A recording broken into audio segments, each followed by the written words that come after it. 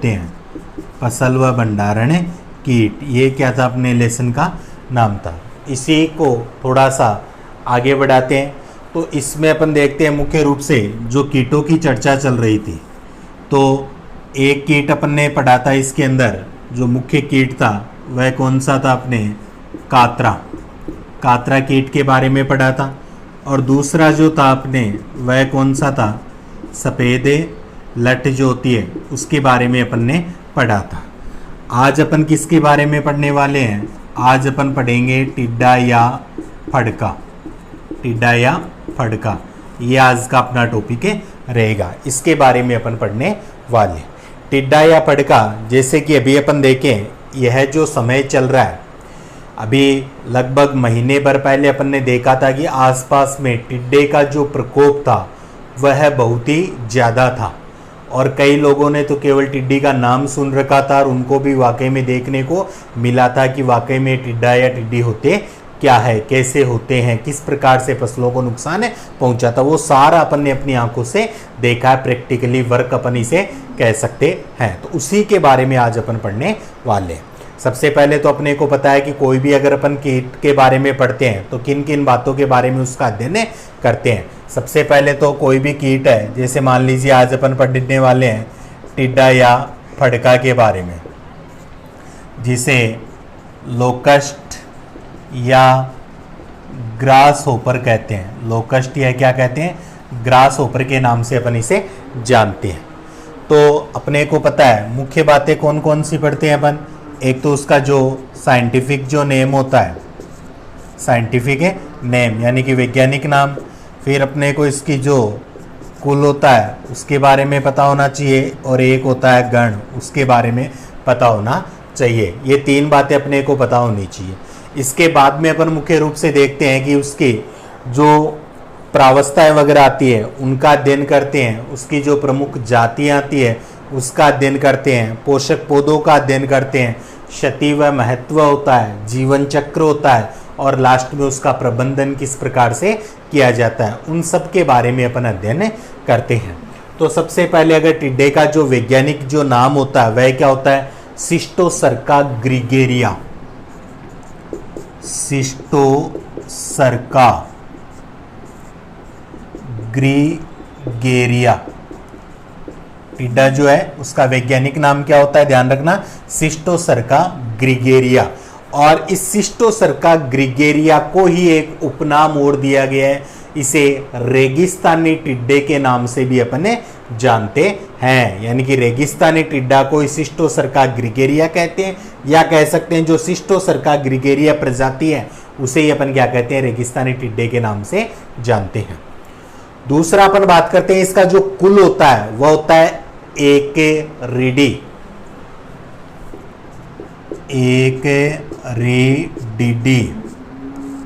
एकरिडी जो है वह इसका अपन मानते हैं कुल होता है। और गण आर्थ्रोप्टेरा, गण जो माना गया है वह आर्थ्रोप्टेरा। ये तीन बातें ऐसी है जो अपने को मुख्य रूप से इसमें ध्यान में रखनी है। वैज्ञानिक नाम सिस्टोसर्का ग्रिगेरिया होता है और इसी को रेगिस्तानी टिड्डा कहा जाता है। कुल अगर गण देखे तो आर्थ्रोप्टेरा होता है, और कुल अगर देखे तो एकरिडी इसका कुल माना गया है। अब देखिए इसी में आगे चलते हैं। इसमें अब अपन देखेंगे कि मुख्य रूप से इसकी जो प्रजातियां, ये अपन कह सकते हैं क्या है, सर्वभक्षी कीट अपन इसे मान सकते हैं, सर्वभक्षी कीट। और इसके एक उपनाम और दिया जाता है टिड्डे को, यह क्या है, एक अंतर्राष्ट्रीय शत्रु है।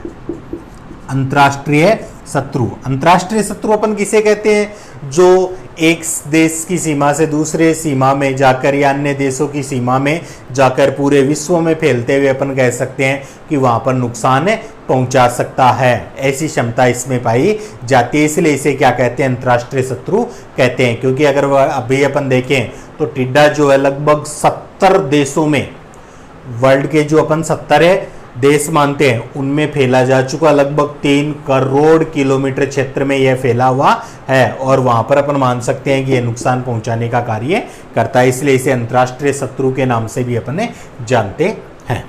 अब सर्वभक्षी कीट इसे कहते हैं, अंतर्राष्ट्रीय शत्रु के नाम से जानते हैं।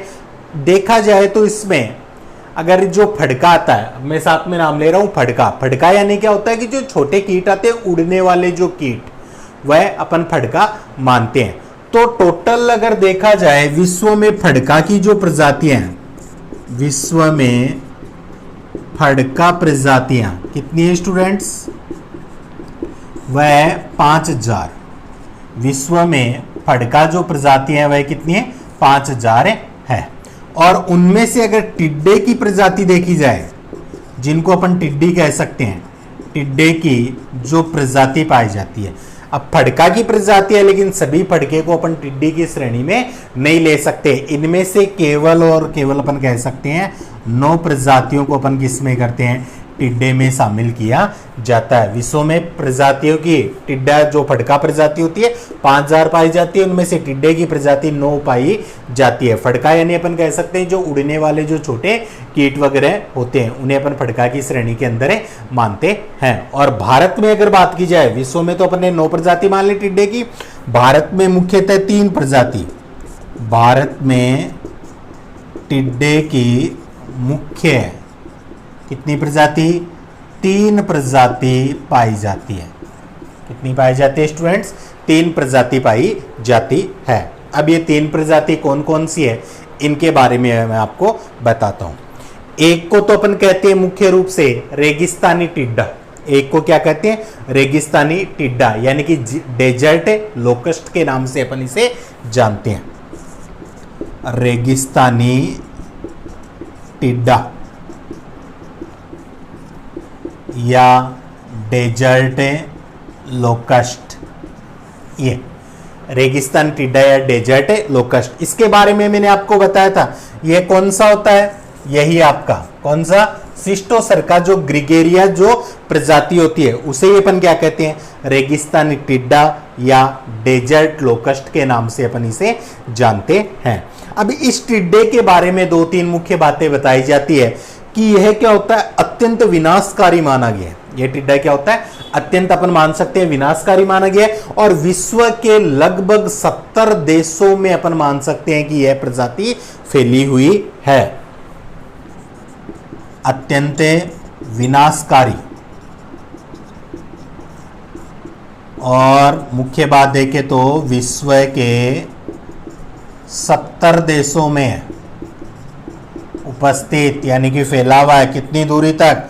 लगभग 3 करोड़ किलोमीटर क्षेत्र में अपन मान सकते हैं कि यह जो टिड्डा की प्रजाति है वह 3 करोड़ किलोमीटर क्षेत्र में प्रेजेंट है और वहां पर यह क्या कर रही है? नुकसान पहुंचाने का कार्य कर रही है। इसे रेगिस्तानी टिड्डा या सिस्टोसर्का ग्रिगेरिया, सिस्टोसर्का ग्रिगेरिया नाम से जानते हैं।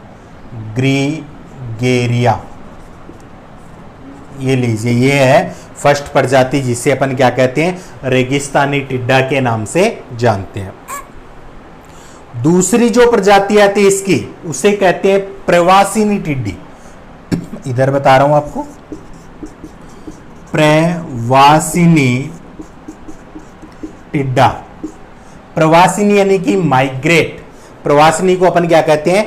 माइग्रेटरी के नाम से भी जानते हैं। माइग्रेटरी लोकस्ट, माइग्रेटरी लोकस्ट के नाम से इसे अपन जानते हैं, प्रवासिनी टिड्डा। अब इस जो प्रवासिनी जो टिड्डा होता है, इसकी विशेषता क्या होती है, इसके बारे में अपन देखते हैं। अब इसका नाम देखा जाए, जैसे रेगिस्तानी जो टिड्डा था उसका नाम तो मैंने आपको क्या बताया? सिस्टोसर्का ग्रिगेरिया होता है। प्रवासिनी जो टिड्डा होता है ना, उसका अगर नाम देखें तो लोकस्टा माइग्रेटोरिया, लोकस्टा माइग्रेटोरिया, ये अपन कहते हैं इसका नाम होता है। जैसे रेगिस्तानी टिड्डे का क्या होता है? सिस्टोसर्का ग्रिगेरिया होता है। प्रवासिनी जो माइग्रेटरी लोकस्ट होता है उसका नाम होता है लोकस्टा माइग्रेटोरिया, लोकस्टा माइग्रेटोरिया। और यह मुख्य रूप से देखा जाए तो राजस्थान व गुजरात में पाई जाती है। राजस्थान व गुजरात में पाई जाती है प्रजाति। मुख्य रूप से कई बार क्वेश्चन आ जाता है माइग्रेटरी लोकस्ट या प्रवासिनी जो टिड्डा होता है मुख्य रूप से कहाँ पाया जाता है, तो राजस्थान व गुजरात में मुख्य रूप से यह प्रेजेंट होता है।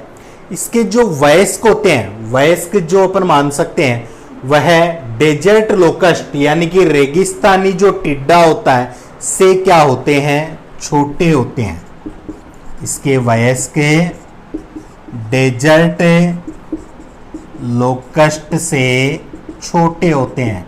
इस आधार पर अपन क्या कर सकते हैं, इनकी पहचान कर सकते हैं। और वर्ष में केवल एक पीढ़ी होती है। इसकी वर्ष में कितनी होती है, एक पीढ़ी। वर्ष में एक पीढ़ी होती है। ये अपन मान सकते हैं कि इसके मुख्य गुण माने जाते हैं। अब इसके अलावा अगर अपन देखें, एक मिनट, वर्ष में एक पीढ़ी नहीं, स्टूडेंट्स थोड़ा सा यहां पर सुधार करेंगे। वर्ष में कई पीढ़ियां हो सकती है। एक पीढ़ी तो जो बम्बईया टिड्डी आएगी ना उसकी अपन देखेंगे। प्रवासिनी जो टिड्डी होती है उसकी मुख्य रूप से अपन देखें तो यह वर्ष में 2 बार तो क्या करती है, प्रजनन की क्रिया करती है। अनेक पीढ़ियां हो सकती हैं। वर्ष में अनेक पीढ़ियां 2 बार ये क्या करती है, वर्ष में क्या करती है, प्रजनन का कार्य करती है। और थर्ड अपनी है वह बम्बईया टिड्डी, बम्बईया टिड्डा। तीसरी जो प्रजाति है वह क्या है, बम्बईया टिड्डा के नाम से अपन जानते हैं, बॉम्बे लोकस्ट। बॉम्बे लोकस्ट जो टिड्डा की तीसरी प्रजाति जो अपने इंडिया में पाई जाती है उसके बारे में अपन देखते हैं। अब जो ये बम्बईया जो टिड्डा होता है ना, इसमें अगर अपन देखें तो यह पटंगा सक्सिंक्टा, पटंगा सक्सिंक्टा, यह क्या है, इसका नेम होता है, साइंटिफिक नेम। अगर इसे प्रजाति का देखा जाए तो पटंगा सक्सिंक्टा अपन कहते हैं, इसका नेम माना जाता है। और यह गुजरात से तमिलनाडु के मध्य सक्रिय, गुजरात से तमिलनाडु के मध्य सक्रिय होती है। कहाँ होती है स्टूडेंट्स, गुजरात से तमिलनाडु के मध्य अपन कहेंगे कि यह प्रजाति क्या होती है, सक्रिय मानी जाती है। और इसके जो वयस्क होते हैं ना वह अपन मान सकते हैं कि छोटे होते हैं। वयस्क छोटे, वयस्क छोटे होते हैं। किसकी तुलना में, रेगिस्तानी जो टिड्डा है उसकी तुलना में अपन मानते हैं इसके वयस्क जो होते हैं वह छोटे होते हैं। और वर्ष में एक ही पीढ़ी, वर्ष में एक पीढ़ी होती है इसकी। ये अपन मान सकते हैं तीनों की मुख्य प्रजातियां दे रखी है, रेगिस्तानी टिड्डा, प्रवासिनी टिड्डा और बम्बईया टिड्डा। ये 3 प्रजातियां कहाँ पाई जाती है, अपने भारत देश में पाई जाती है। विश्व में देखी जाए तो 9 प्रजातियां, और फड़के की प्रजातियां कितनी है, 5000 प्रजातियां पाई जाती है। तो ये तो थी मुख्य बातें इसकी प्रजातियों के बारे में। अब आगे अपन चलते हैं, इसके कुछ सिद्धांत दे रखे हैं, प्रावस्था सिद्धांत, उनके बारे में थोड़ी सी चर्चा करते हैं।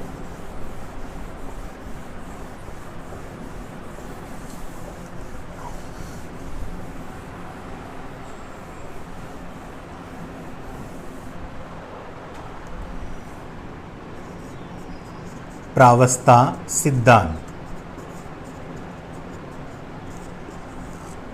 प्रावस्था सिद्धांत यहां पर मुख्य रूप से अपन देखेंगे कि जो रेगिस्तानी जो टिड्डा आते हैं उसके बारे में अपन बातें कर रहे हैं।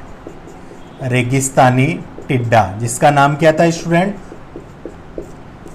सिस्टोसर्का ग्रिगेरिया, सिस्टोसर्का ग्रिगेरिया रेगिस्तानी टिड्डा। इसकी मुख्य 2 प्रावस्थाएं यहां पर बताई गई है। कितनी प्रावस्थाएं बताई गई है, 2 प्रावस्थाएं यहां पर बताई गई है। फर्स्ट क्या होती है, एकल प्रावस्था होती है, दूसरी क्या होती है, युथी प्रावस्था होती है। फर्स्ट कौन सी होती है आपके, एकल प्रावस्था, ये लीजिए एकल प्रावस्था, और दूसरी होती है युथी प्रावस्था। सबसे पहले अपन किसकी बात करने वाले हैं, एकल प्रावस्था की बातें करेंगे। एकल प्रावस्था, देखिए एकल, एकल का नाम यहां पर वैसे तो एक से होता है लेकिन एक तो नहीं कह सकते। इस प्रावस्था के अंदर जो टिड्डी या जो अपन मान सकते हैं फड़का वगैरह होते हैं, इनकी संख्या क्या होती है, कम होती है। यानी कि जो टिड्डा के जो अभ्रक अपन मान सकते हैं, अभ्रक या शिशु या अपन कह सकते हैं निम्फ, उनकी संख्या क्या होती है, कम होती है और रंग कैसा होता है उनका, हरा होता है। संख्या में कम होंगे, रंग कैसा होगा, हरा होगा, लेकिन जब वह थोड़े वयस्क हो जाते हैं तो वही दूसरे रंग के हो जाते हैं। इस अवस्था की पहचान है और ये एक तरह से साधारण फड़के की तरह क्या करते हैं, व्यवहार करते हैं। साधारण फड़के की तरफ क्या करेंगे, व्यवहार करते हैं। जैसे मुख्य संख्या में तो क्या होते हैं, कम होते हैं, संख्या में कम, और इनके जो अभ्रक कह सकते हैं या शिशु कह सकते हैं या अपन इन्हें कहते हैं निम्फ, ये क्या होते हैं, हरे रंग के होते हैं, हरे रंग के। और जब वयस्क हो जाते हैं ना, वयस्क होकर धूसर रंग के हो जाते हैं, वयस्क होकर कैसे रंग के हो जाते हैं, धूसर रंग के अपन मान सकते हैं कि यह होते हैं। फड़के के समान व्यवहार करते हैं, फड़के के समान व्यवहार करते हैं, ये भी अपन मान सकते हैं कि इनका एक मुख्य गुण माना जाता है। साधारण फड़के की तरह ये व्यवहार करेंगे और प्रजनन के पश्चात जो अंडे दिए जाएंगे, अंडे अलग अलग दूरी पर दिए जाते हैं, ये भी एक विशेषता होगी, अंडे अलग अलग दूरी पर देते हैं। तो ये मुख्य एकल प्रावस्था के गुण बताए गए। दूसरी प्रावस्था जो आती है वह होती है युथी प्रावस्था। युथी का मतलब क्या होता है, युथ, युथ यानी एक समूह माना जाता है। युथी अपन क्या कह सकते हैं कि समूह आता है। इसके अंदर अपन कहेंगे कि जो अभ्रक निम्फ वगैरह जो भी होते हैं संख्या में क्या होते हैं, ज्यादा होते हैं और रंग कैसा हो जाता है, काला हो जाता है। मुख्य बातें देखिए, अभ्रक या जो निम्फ है वह अपन कहेंगे संख्या में ज्यादा, संख्या में ज्यादा समूह के रूप में रहते हैं, संख्या में ज्यादा रहेंगे और रंग कैसा होगा, काला रंग होता है। अभ्रक निम्फ संख्या में ज्यादा होंगे, समूह के रूप में अपन कहते हैं रहते हैं। समूह में भी लिख सकते हैं, यहाँ पर समूह में होते हैं। रंग अगर देखें तो मुख्य रूप से अपन कहते हैं ब्लैक रंग के होते हैं और इनकी एक विशेषता होती है कि एक निश्चित पट्टी या लाइन में उड़ते हुए एक लंबी उड़ान भरते हैं। निश्चित पट्टी में लंबी उड़ान भरते हैं। ये अपन मान सकते हैं युथी प्रावस्था की विशेषता होती है कि अपन मान सकते हैं इनकी टोली निकलती है समूह में एक निश्चित पट्टी के रूप में। अपन मान सकते हैं एक टोली नीचे है, फिर ऊपर है, फिर ऊपर है, ऐसी कई टोलियां निकलती है और वह लंबी उड़ान भरने का कार्य करती है। ये अपन मान सकते हैं इनकी विशेषता मानी गई है। इनमें अपन मानेंगे कि जो पूर्ण जो अपरिपक्व जो वयस्क होते हैं वह तो क्या होंगे, गुलाबी रंग के। अपरिपक्व जो वयस्क वह कैसे होते हैं, गुलाबी, और जो परिपक्व होने पर परिपक्व हो जाते हैं वह पीले रंग के हो जाते हैं। परिपक्व होने पर क्या हो जाएंगे, पीले रंग के हो जाएंगे। प्रजनन भी अगर देखें तो सघन प्रजनन होता है जिससे अंडे ज़्यादा उत्पन्न होते हैं। सघन प्रजनन अपन को देखने को मिलता है जिससे अपन कहते हैं अंडे ज़्यादा होंगे और उनसे ज़्यादा शिशुओं का निर्माण होगा जिससे संख्या में क्या होती है, बढ़ोतरी होती है। ये सारी बातें अपने को इसमें देखने को मिलती है। अब अपन कह सकते हैं कि वातावरणीय परिस्थितियों के आधार पर यह एकल प्रावस्था से युथी प्रावस्था में बदलते रहते हैं। तो एक समय ऐसा आता है जब अपन कह सकते हैं कि ना तो यह एकल प्रावस्था में होते हैं और ना ही युथी प्रावस्था में होते हैं। तो एकल प्रावस्था और युथी प्रावस्था के मध्य का जो समय होता है जिसमें यह एक अवस्था से दूसरी अवस्था में क्या होते हैं, परिवर्तित होते हैं, तो वह समय क्या कहलाता है, ट्रांसिएंट प्रावस्था कहलाता है। ट्रांसिएंट प्रावस्था, यह नाम अपने को स्टूडेंट्स जरूर ध्यान रखना है। ट्रांसिएंट प्रावस्था क्या होती है? एकल प्रावस्था और जो अपनी कौन सी आई थी, युथी प्रावस्था, इनके बीच का अगर अपन देखते हैं ना, इनके बीच का जो समय होता है उसे अपन क्या कहते हैं? ट्रांसिएंट प्रावस्था के नाम से जानते हैं। कई बार क्वेश्चन पूछा जाता है ट्रांसिएंट प्रावस्था क्या होती है टिड्डे की, तो एकल प्रावस्था और युथी प्रावस्था के मध्य का जो समय होता है उसे अपन क्या कहते हैं? ट्रांसिएंट प्रावस्था के नाम से अपन जानते हैं। तो ये अपन ने यहाँ पर तीनों अवस्थाएं इसकी देख ली, प्रावस्था अपन ने देख ली। इसकी जो तीनों अवस्थाएं होती है ना, वह अपन देखें टिड्डी की अवस्था, तो उनका स्वभाव देख लीजिए, चाहे आकार देख लीजिए, चाहे रंग देख लीजिए, शारीरिक बनावट देख लीजिए, ये सब क्या होते हैं? भिन्न भिन्न होते हैं। अब अपन बात करते हैं इसके प्रमुख जो पोषक पौधे हैं उनके बारे में। अब पोषक पौधे इसके कौन कौन से होते हैं? तो पोषक पौधे यानी कि जिनको ये ज्यादा नुकसान पहुंचाने का कार्य करते हैं, तो टिड्डी जो है वह अपन मान सकते हैं कि खरीफ की लगभग फसलों को नुकसान पहुंचाने का कार्य करती है। फिर चाहे वह अपनी मूंगफली वगैरह हो, बाजरा वगैरह जो भी हो, तो पोषक पौधे तो खरीफ फसल जो गर्मियों में बोई जाती है, फिलहाल जिसकी सीजन भी अपन मान सकते हैं कि अभी चालू है, वही भी है। तो खरीफ फसलों में मुख्य रूप से अगर अपन देखें तो बाजरा, मूंगफली, मिर्च, गवार, मूंग, सब्जी, फल या वृक्ष आदि को नुकसान पहुंचा सकते हैं। जैसे मूंगफली, बाजरा, मिर्च, गवार, मूंग, फल, सब्जी, वृक्ष, सबको ये क्या करते हैं? नुकसान पहुंचाने का कार्य करते हैं। और इनके द्वारा जो नुकसान होता है वह डिपेंड करता है इनकी संख्या कितनी है। कहा जाता है कि टिड्डी जो होती है अगर वह एक खेत में रुक जाए ना कम से कम 15-20 मिनट भी, तो वह क्या करते हैं? पूरे खेत को साफ करके उड़ती है, ऐसा कहा जाता है। जो अभी वर्तमान में अपन ने देख भी रहे हैं कि जहां भी टिड्डियों का प्रकोप हो रहा है वहां पर उनको बैठने नहीं दिया जा रहा, उनको उड़ाया जा रहा है। उसके लिए डीजे बजाए जाते हैं, आवाज किए जाते हैं, थाली वगैरह बजाई जाती है ताकि वह उड़ती रहे। और टिड्डियों की एक विशेषता मानी जाती है स्टूडेंट्स कि कहते हैं इनका कभी पेट भरता ही नहीं है, यह खाते रहते हैं और अपशिष्ट पदार्थों का त्याग करते रहते हैं। इसीलिए उड़ते समय अगर अपन देखें ना अपने ऊपर से जा रही है तो लगातार अपन कहेंगे छत के ऊपर से जाते पूरी छत पर इनके अपशिष्ट पदार्थ वगैरह दिखाई देते हैं। इसलिए टिड्डियां जो होती है वह खाती जाती है और अपशिष्ट पदार्थों का त्याग करती रहती है। तो ये अपन मान रहे हैं इन पोषक पौधों को ये मुख्य रूप से नुकसान पहुंचाती है। फिर बात करते हैं इसकी क्षति व महत्व की। तो क्षति बता दी कि लगभग यह पादपों की पत्तियों वगैरह या कोमल भागों की या संपूर्ण पादप को ये क्या करती है?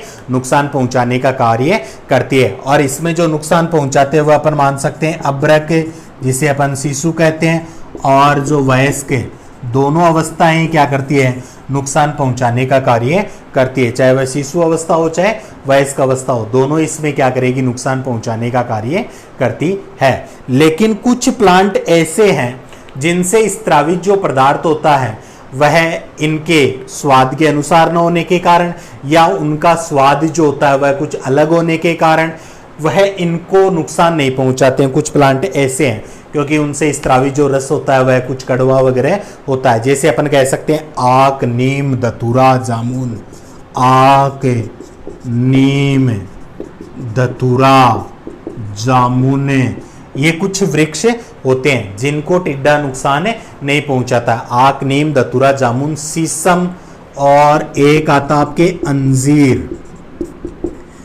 ये पादप जो होते हैं वह टिड्डा से अपन मान सकते हैं सुरक्षित होते हैं। इनको वह नुकसान नहीं पहुंचाते, इनको खाते नहीं हैं। तो ये अपने को क्षतिया महत्व में ध्यान में रखना है।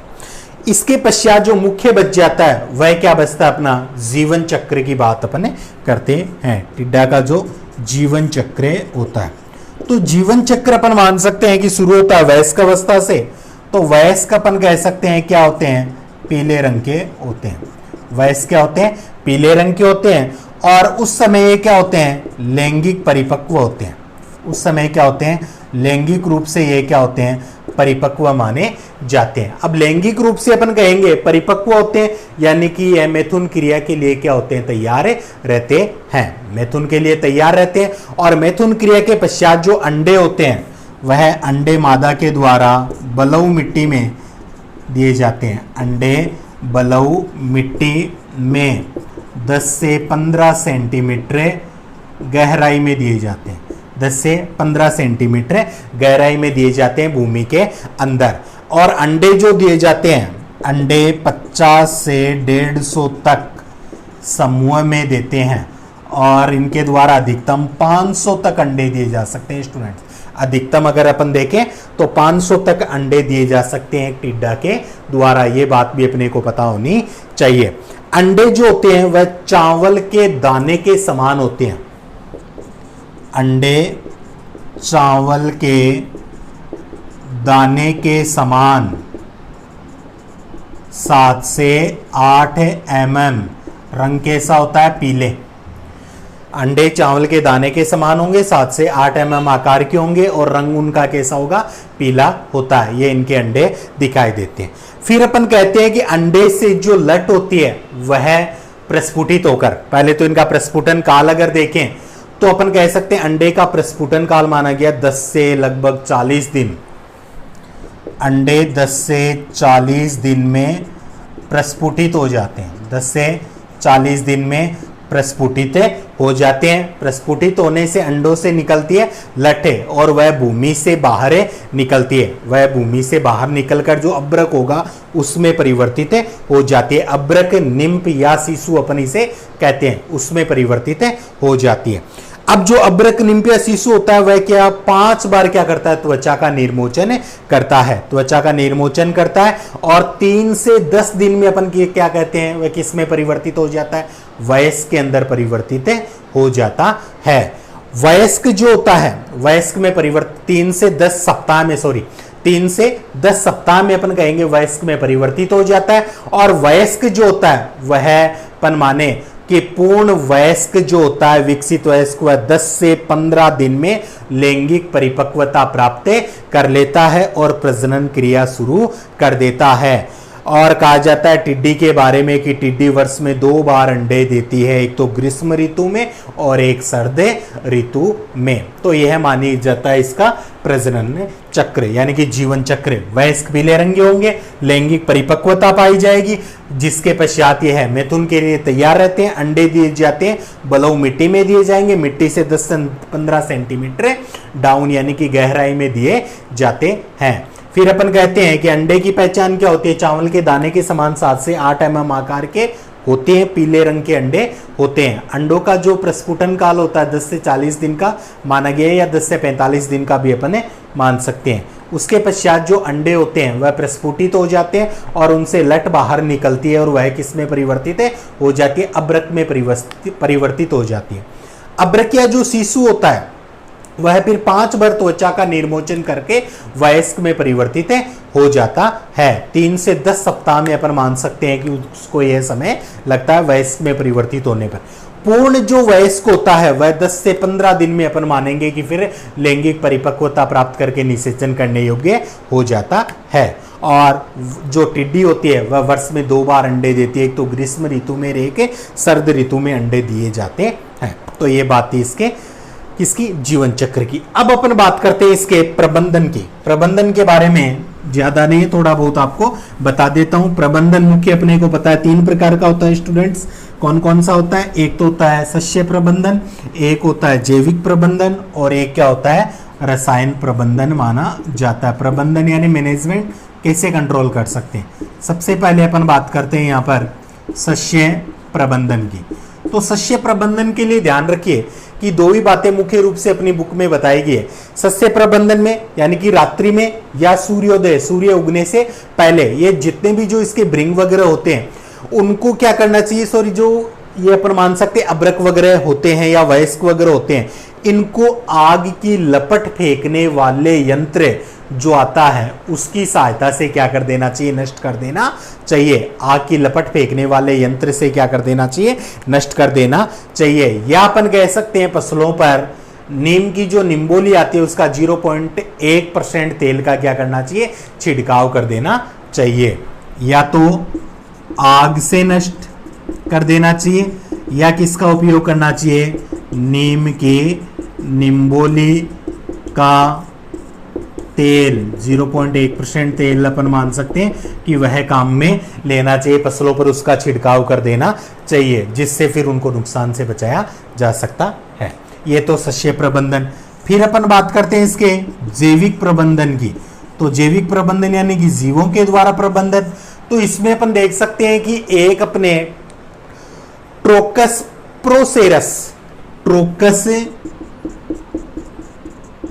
प्रोसेरस क्या आता है, एक भृंग आता है। ये क्या होता है, एक भृंग होता है। यह क्या करता है, इनको खाने का कार्य करता है। किनको, टिड्डा वगैरह, इनको ये क्या करता है, नष्ट करने का कार्य करता है। उनके जो अपन मान सकते हैं शिशु अवस्था ब्रक वगैरह, उनको ये खाता है। तो उससे भी अपन मान सकते हैं कि ये इनके अंडे खा जाता है। ये मान लीजिए इनके अंडों को खाता है, भृंग अंडे खाता है, तो यह अपन मान सकते हैं नुकसान। इसके अलावा एक बेसिलस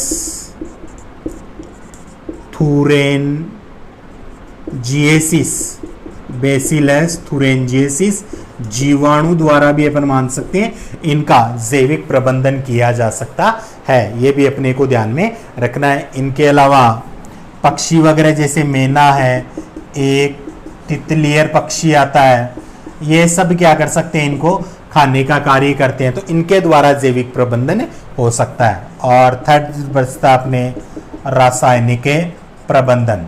अब रासायनिक प्रबंधन इसका किस आधार पर किया जाता है, तो इसके लिए अपन कह सकते हैं कि इनके जो आने जाने का जो मार्ग होता है ना, टिड्डियों के आने जाने का मार्ग, उसमें क्या करना चाहिए अपने को, जहरीला जो है चारा वह बिखेर देना चाहिए, जिससे खाकर अपन मान सकते हैं कि धीरे धीरे इनकी क्या हो जाती है, डेथ हो जाती है। डेथ जो होगी वह हो जाएगी।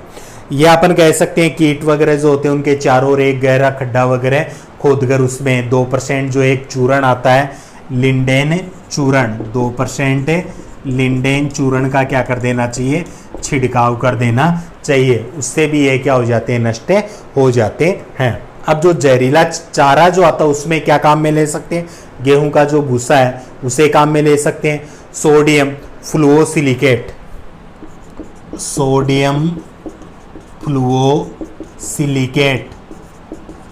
ये काम में लेना है। गेहूं का भूसा काम में लेना है। एक अपन मानते हैं सीरा काम में लेना है। इनको मिलाकर बनाया जाता है जहरीला चारा, जिसको खाने से इनकी डेथ हो जाती है। तो ये था प्रबंधन। तो स्टूडेंट्स, इसी के साथ जो आज का टॉपिक था अपना टिड्डा या फड़का, वह कंप्लीट हो चुका है। अगली क्लास में अगला जो कीट है उसके बारे में चर्चा करेंगे। क्लास से संबंधित कोई भी डाउट है बेझिझक आप पूछ सकते हो कमेंट्स में। वीडियो देखने के लिए धन्यवाद। मिलते हैं अगली क्लास में नए टॉपिक के साथ। तब तक के लिए जय हिंद, जय भारत।